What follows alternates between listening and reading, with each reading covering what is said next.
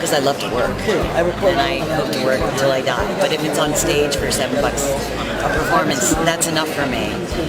But I've sort of established this great balance, and I love my life in New Orleans. I left all this, not like in a belligerent way, particularly, but just like, I don't get Hollywood, I don't get an obsession with this.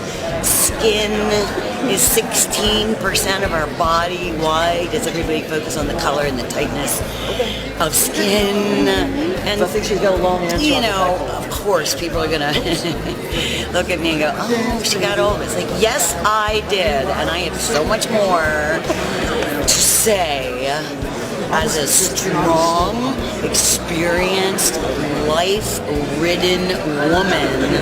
And that was sort of my turnover point when, you know, you work out, you try to get, you think you're going to put in the same amount of work and look the same. Not possible at my age. But ultimately, I woke up one day and I was like, trying to be what I was, because I am so much more than I was.